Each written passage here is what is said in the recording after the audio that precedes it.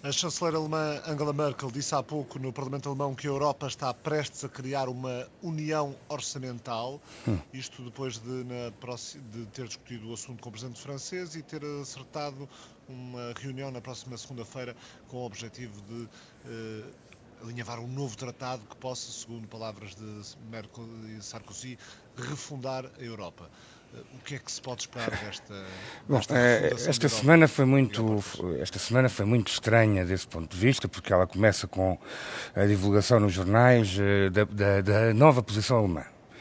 E a nova posição alemã era um grande ponto de interrogação, porque era quase que a defesa aberta de uma Europa a três velocidades. Ou seja, no fundo, uma Europa que tinha uma espécie de euro dos ricos, onde os países ricos estavam com uma política económica e orçamental absolutamente unificada e com instrumentos comuns. Depois, um segundo grupo de países que ainda estava no euro, mas com regras diferentes, entre os quais os países que estão atualmente sob resgate, como Portugal, a Grécia, a Irlanda, mas provavelmente também a Itália e a Espanha e outros. E depois, então, finalmente, os países que hoje já não estão no euro, ou que ainda não estão no euro, e que também estão na União Europeia. Esta ideia da Europa às três velocidades deparou-se com muita oposição desde o início e por algumas razões muito ponderáveis. A primeira é que ninguém está a ver que se forme uma espécie de clube dos ricos ou de euro dos ricos se não for para defender os interesses desses mesmos ricos. E, portanto, a possibilidade de uma Europa entrar em rota de divergência entre países ainda maior à conta disso, era evidentemente muito forte.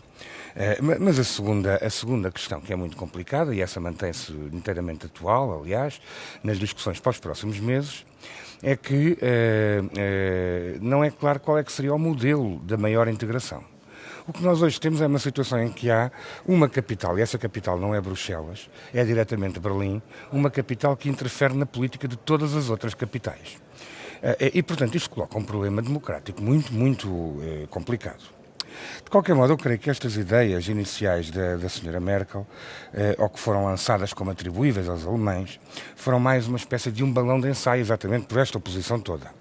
Eu creio que tu tens razão, Ricardo, quando dizes que agora o que está realmente em causa é, em primeiro lugar, uma mudança restrita, digamos assim, nos tratados. Eu diria que dentro desta mudança, o articulado principal que os alemães querem garantir é garantir que um país possa sair do euro. Ou que seja expulso, ou que seja convidado voluntariamente a sair. Ou seja, criar um mecanismo da saída do euro. E, por outro lado, querem construir um pacto de estabilidade e crescimento reforçado. Portanto, querem fazer um novo pacto com regras mais rígidas. Eu creio que é isto que vai estar em causa no próximo Conselho Europeu, portanto, no encontro dos governos do próximo dia 9 de dezembro. Isto tem, de qualquer modo, vários problemas, nomeadamente a mudança dos tratados. É quase que uma promessa garantida de atear de fogueira permanente em 2012. Porque isto obriga a uma convenção, mesmo que se vão alterar poucos artigos dos tratados, obriga a uma espécie de convenção, ou seja, a uma espécie de constituinte para aprovar as propostas que depois vão ter que ser ratificadas pelos parlamentos, e obriga à ratificação pelos parlamentos, em alguns países, pelo menos na Irlanda, seguramente com a obrigatoriedade de referendos. E eu creio que neste contexto os povos vão mesmo querer referendar as políticas de austeridade. Nós tivemos esta semana uma grande greve da função pública, do setor público em Inglaterra, e hoje Bruxelas está completamente paralisada de manhã. Então, 80 mil pessoas às 10 da manhã, 80 mil pessoas na rua, em manifestação contra o último projeto de orçamento. E, portanto, Miguel, estaremos mesmo a caminhar para o fim da zona euro? É muito difícil fazer futurologia. Eu diria que nós estamos perante um cenário em que a fragmentação do euro, não é a implosão do euro, é a fragmentação do euro, é cada vez mais forte. E em que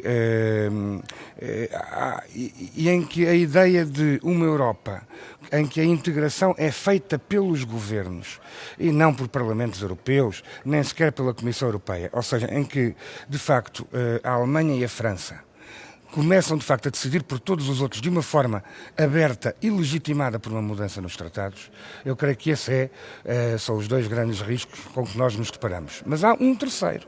E aí é que essa pergunta faz todo o sentido. É que tudo isto de mudar os tratados demora pelo menos 1 ano a 2 anos. mas os problemas do euro estão agora. São hoje, são amanhã, são daqui a um mês. Quer dizer, só em emissões de dívida pública soberana, a Itália, a Espanha e a França prevêem até final de abril do próximo ano qualquer coisa como cerca de 600 mil milhões de euros de emissões. E, portanto, estamos a falar em quantidades absolutamente astronómicas de dinheiro, fora os problemas que já existem. E, portanto, eu creio que nada disto é resolúvel com tratados. E as soluções para o curto prazo continuam a ser adiadas. Ainda ontem esteve aqui no Parlamento Europeu o Presidente do Banco Central Europeu, o novo Presidente, o Sr. Mário Draghi, e o que ele veio dizer é que, quando instigado a responder, mas quando é que o Banco Central Europeu decide começar, de facto, a emprestar aos Estados que precisam? Quando é que passa a ser aquilo a que o Presidente da República chamou, o nosso, um prestamista de último recurso, ou um credor de última instância? Quando é que decide fazer isso? E o Sr. Mário Draghi continua a dizer: isso não são as obrigações do meu banco. Não é isso que está nos estatutos e, portanto, eu continuo a atuar como o banco tem atuado até agora. E esta posição, que é a posição alemã, é que está a levar verdadeiramente o euro para as mãos dos especuladores. Miguel Portas, obrigado. Até para a semana. Nada, é bom fim de semana. Apesar de tudo, bom fim de semana.